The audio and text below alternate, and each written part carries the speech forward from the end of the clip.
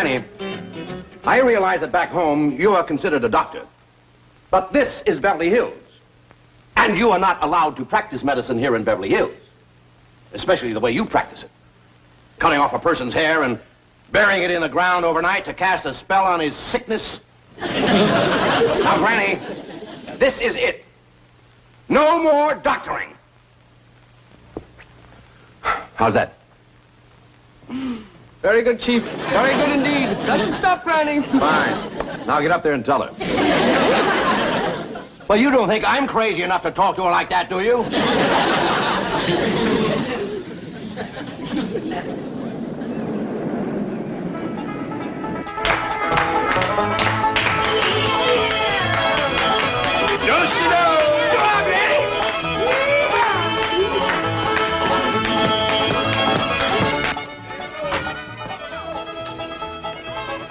A square dance? At this hour of the morning?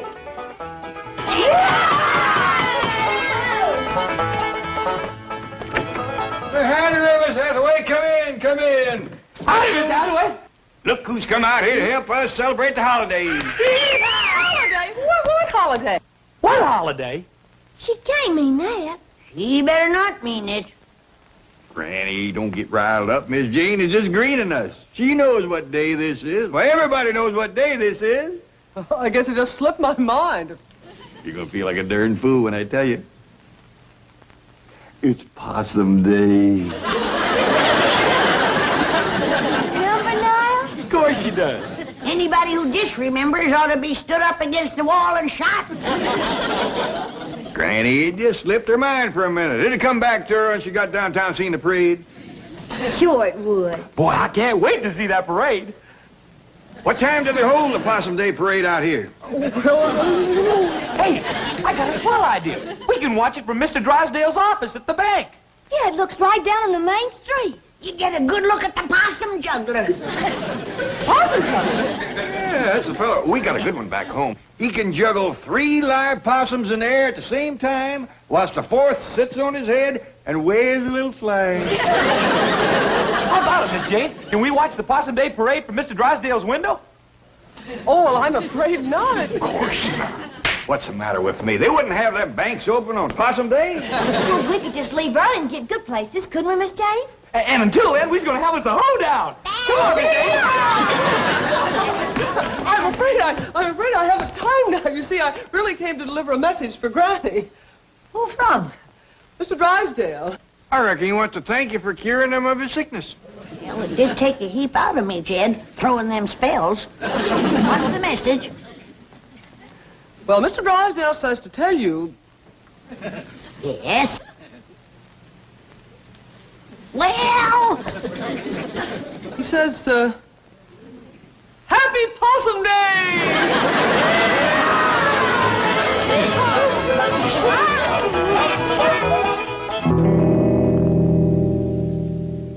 Roy, will you relax? What are you complaining about? She whacked off my hair, too, didn't she? But I am a doctor. Do you have any idea what I've been going through this morning? The lawnmower? Now remember your Hippocratic oath? I have a few oaths for you that Hippocrates never even heard of. If word gets out that my hair was snipped off, buried by a little hillbilly witch doctor to cast a spell on my sickness, do you think I'd have one patient left? Yes, I see what you mean. They'll all be going to her. Drysdale, I am going to the state medical board, and when they get through with that little woman, she won't be able to prescribe an aspirin for her own headache. Oh, Roy, will you relax? I've already taken care of that. You have? My exact words you heard this morning, this very morning, I said, Granny, this is it. No more doctoring. And what did she say? Well, I won't know till my secretary gets back. You sent your secretary to tell her that? Well, she's much more persuasive than I am. She knows how to handle them. So do I. Roy! Dr. Clyburn to you. Doctor, I appeal to you as a poor, helpless patient. You don't even appeal to me as a rich, helpless patient. If you make trouble for the Clampetts, I'll be facing major surgery. What major surgery? The removal of $35 million from my bank. Without an anesthetic. Here she is. Tell the doctor you gave Granny my message. No more doctoring, and she agreed. Well, you heard her. Now get back to your office and forget the whole thing. I want to hear exactly what you said to Granny. And what Granny said to you. Well, upon my arrival at the Clampett mansion, imagine my surprise to find them arrayed in their Sunday finery and having a square dance. "Look who's here to help us celebrate the holiday," exclaimed Mr. Clampett, happily. "What holiday?" I inquired, innocently. "Possum Day," he replied, earnestly. "Well, you..." Never mind the Tom Swift dialogue.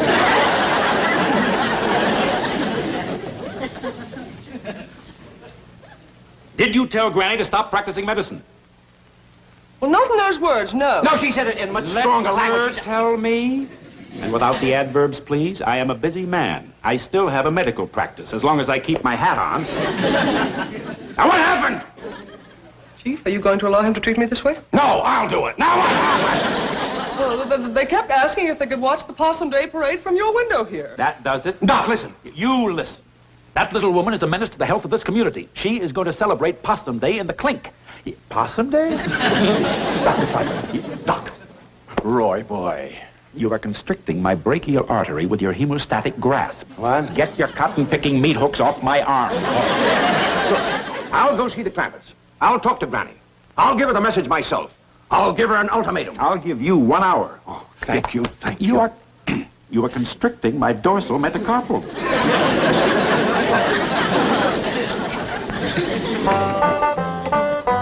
What all you got in here, Granny? Oh, just a few victuals to nibble at the parade. Any baked possum? Of course not. Don't you listen to him, Wendell. Jethro, you know it's getting low to eat possum on Possum Day. Oh, I was only spoofing, Uncle Jed. You know, maybe we don't need this little ladder at all. Find a good place to park the truck and we could watch the whole parade right from the truck. I got a dandy place to park. Whereabouts, Jethro? Right smack dab in front of Mr. Drysdale's bank. You sure that's all right? Well, sure, Uncle Jed. A policeman, he gave me a ticket and said it was for parking there. Doggies, that was mighty friendly of you. I hope you thanked him properly. Sure did, Granny. Why, he said he was just giving me a $5 ticket this time, but next time he's going to give me a $10 ticket. Always remember that, Jethro. Folks appreciate politeness, especially in a young'un.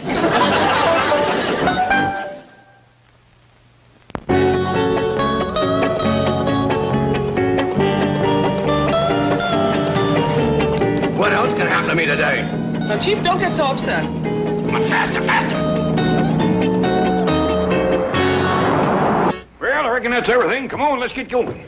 Oh, I'm so excited. This is the first time we ever watched a Possum Day parade in Beverly Hills. Yeah, I reckon they do it up proper out here. Oh, hey, Uncle Jed, shouldn't we bring along old Duke? I don't reckon that'd be such a good idea. What do you think, Granny? I don't think so. The way he's been eyeing old Wendell here.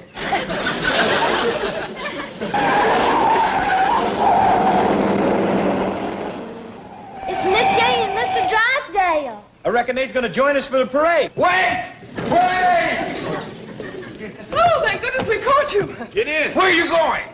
We're gonna watch the Possum Day parade from your bank. Well, I'm afraid there's not... Granny, Mr. Drysdale has something very important to discuss with you. Well, can he wait till after the parade? Yeah, we don't want to miss the possum juggler. That's the best part of the parade. But there isn't going to be... I believe the medical crisis can't wait, not even for 1 hour. Oh, yes. Granny, may I speak to you alone? Oh, yes, you go on inside. I'll be right in. Here we are. It's Doctor, and he wants to talk to me about it, ain't it? That's right, Granny. No wonder he didn't want to talk out here. We ain't gonna be late for the parade, are we? No, Ellie. But the morning's going fast. In all the history of Beverly Hills, there has never been a Possum Day parade in the morning. What's the trouble? Granny, I don't know exactly how to say this. I hope you won't be upset. Now, when you've been a doctor as long as I have, there's nothing you haven't heard. Say, that does look a little raggedy, doesn't it? You better come on out and let me whip you up a poultice for your head. No, please. No more medicine, especially not today. Mr. Drysdale, a doctor's duty never stops, even on Possum Day. Granny, that's what I'm here to talk to you about. You see, cutting off a person's hair and burying it in the ground to cast a spell is not the approved method of practicing medicine here in Beverly Hills. I don't like it myself. But not having the proper medicine, I had to make do with old-timey ways. But I got enough for a poultice for you. No, Granny, I'm sorry. Well, you'd like to have your hair back, wouldn't you? Well, not after it's been in the ground overnight, no. I mean to grow back. Oh, it will. It'll probably take a month or so. Not if I make you one of my hair-growing poultices. Granny, that's what I'm trying to tell you. You cannot do that anymore. Not out here. I can't, huh? Jed! Come in here! Oh, please, don't go back home. Don't leave Beverly Hills. We'll work out something. Yeah, Granny? Remember I whacked off Jed's hair clear across the back there? Yes? Show him what my hair-growing poultice did for you, Jed.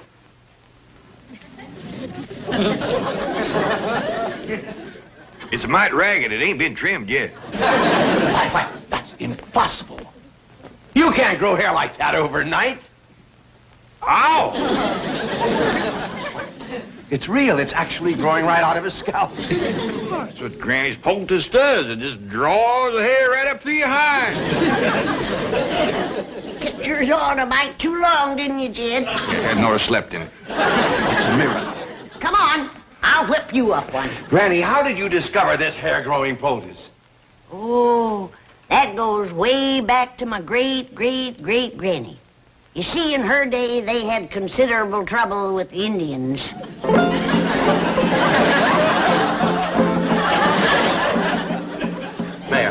Mayor, Your Honor, it doesn't have to be a big parade. No, just a high school band, a few horses, a few banners.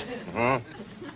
My secretary's looking for a possum juggler. He's a possum juggler.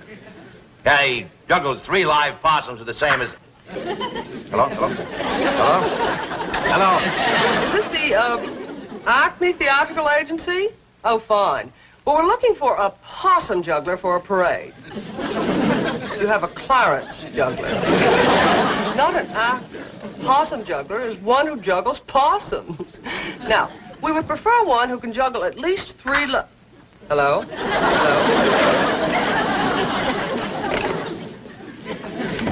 Oh, Dr. Clyburn, what a pleasant surprise.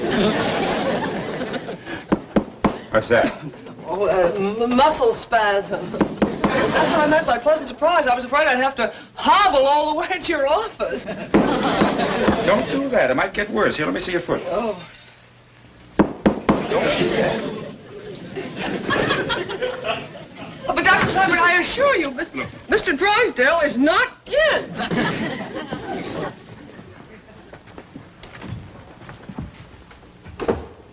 See? Told you. Not here. I wish I could stay out of my office.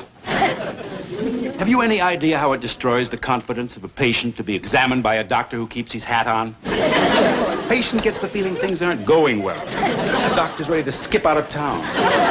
But Dr. Clyburn, everyone knows you're the finest doctor in Beverly Hills. Now, don't try flattery on me. Now, what about Granny? Oh, that wasn't flattery. I didn't say it was. I just said don't try it. Now, what about Granny? Did Milburn speak to her? Absolutely. I drove him there myself. Did he lay down the law, tell her no more doctoring, or did he chicken out as usual? Oh, Mr. Drysdale is not one to chicken out. He has an excellent law record. Yes, I've heard it.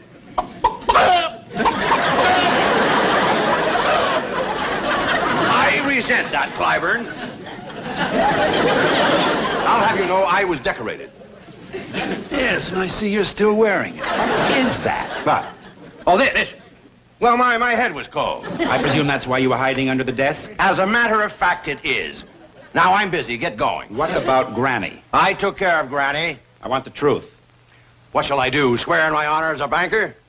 No, I want the truth. You don't have to worry about Granny. Now, go back to your own office. I'm busy. Well, I am running late. But if I hear as much as one rumor about Granny... Oh, howdy there. Hey, they's both here, Granny. Ain't this a stroke of luck? First we find the bank open so we can watch the parade from the window, and now here's Mr. Clyburn. I'm going to send your hair-growing poultice over by Miss Jane. Hair-growing poultice? Say, yours is coming along just fine. I I made yours a mite looser because I didn't know just when you were going to use it. So you're still making medicine. I'm a doctor, ain't I? Better run along, Roy. Your patients are waiting. Oh, no. Oh, no. Oh, no. This is much more important. You heard him. Poultice some, Jethro. Yeah, Granny. Please, wait. No. Better fetch a towel or that man's gonna have an awful hairy forehead.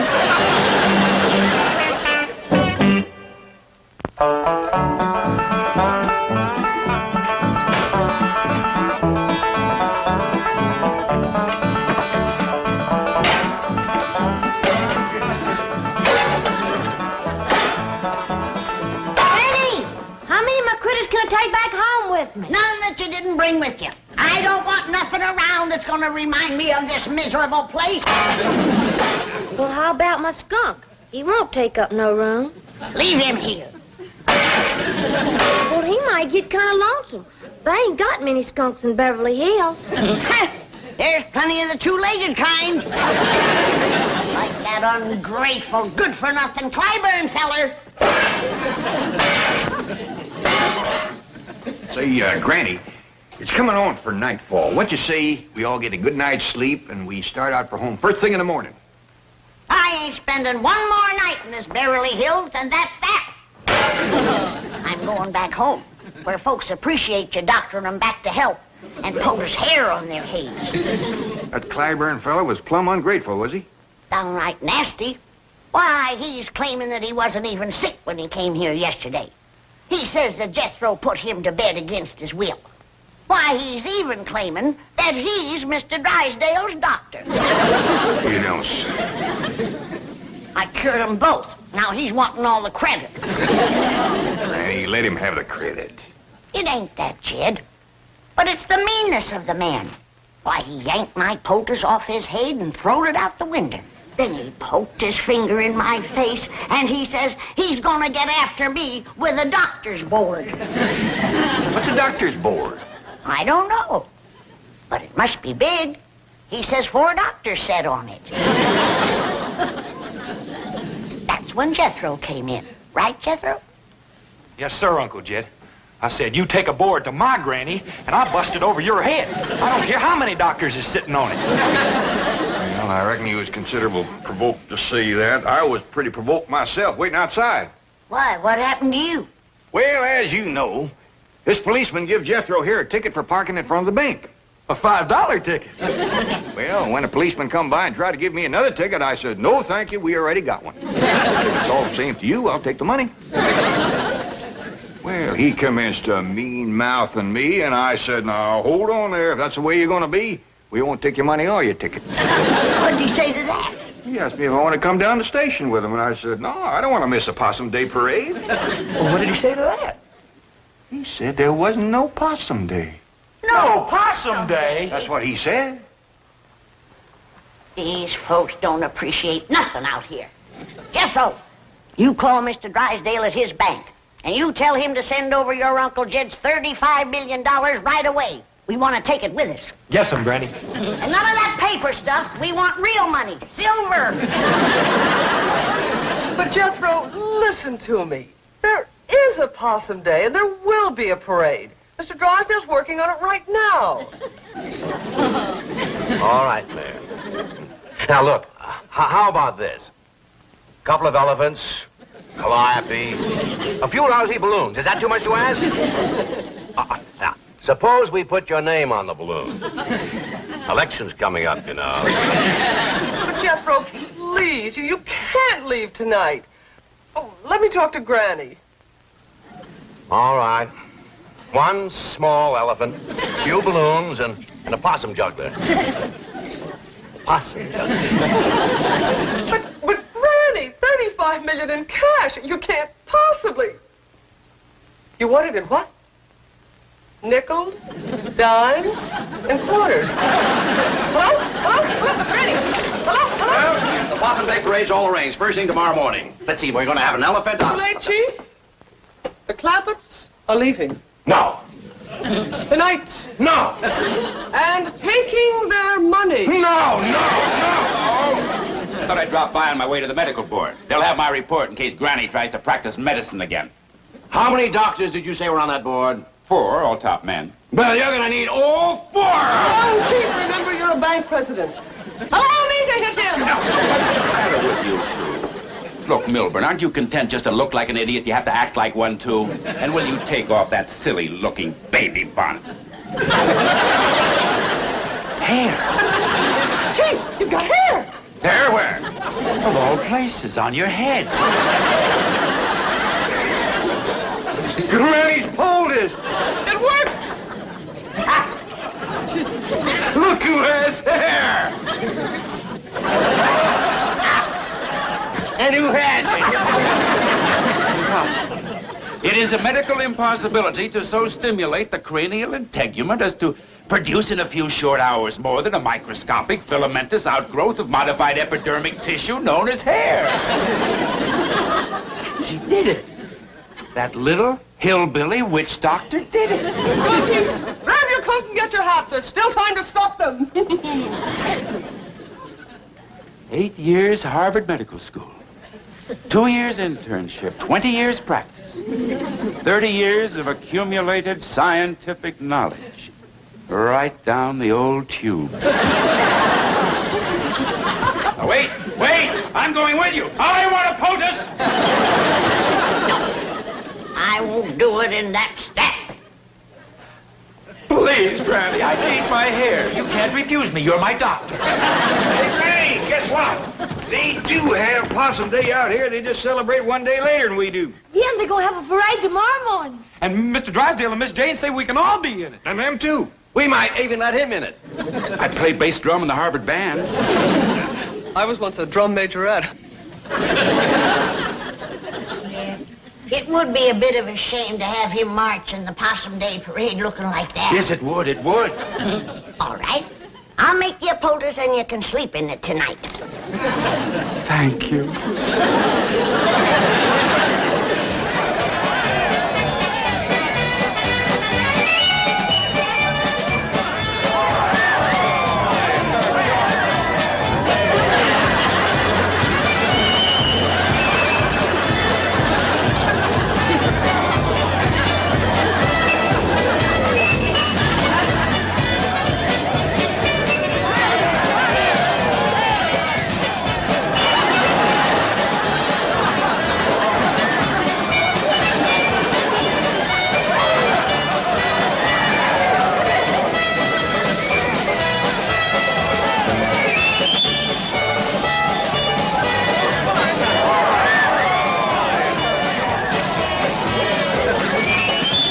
Dandy parade, ain't it, Granny?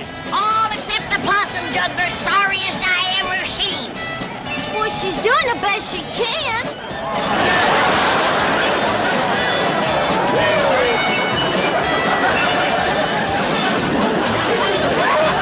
I bet you by next Possum Day she'll be good enough to lead the parade.